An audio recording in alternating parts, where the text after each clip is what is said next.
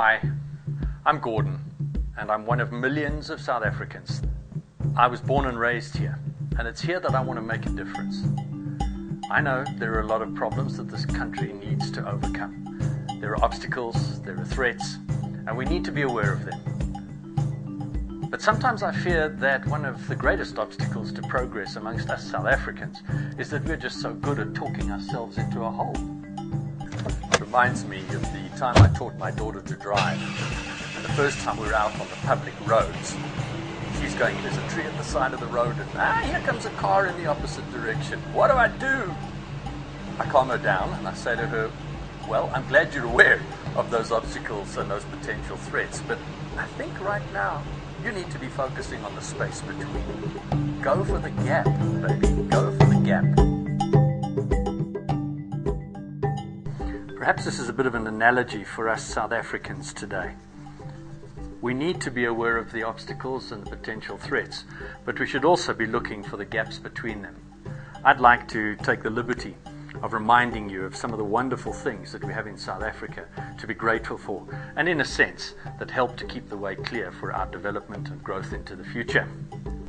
Some would say that it's against all odds that we have a democracy here. We vote for our government. It is not imposed on us. With our democracy comes an incredible national symbol. Our flag swells our hearts every time it's raised. Our natural resources are really special. They're sought worldwide. And it's not just gold and diamonds. But when we beneficiate what we have in this country, we should realize how blessed we truly are.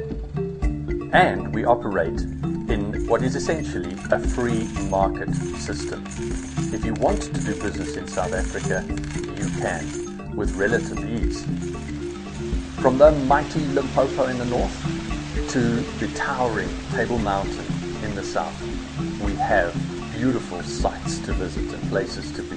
And with that comes the most wonderful weather.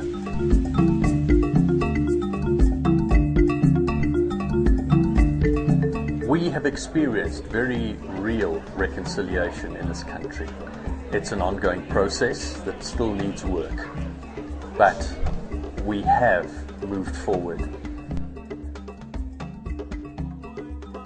Against the backdrop of this reconciliation, we live in a society that truly demonstrates religious tolerance to a degree that you won't see in most other countries in the world. Now, whether we understand that this started out as a migrant mine worker song or not, Shosholoza today has become almost a second anthem. And who doesn't love singing this song when the flag is unfurled at sports events and other celebrations?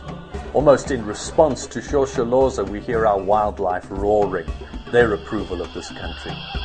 The sound of the lion is typical of the bush, and foreigners and South Africans alike would put on their things to do before you die list to be in one of our parks.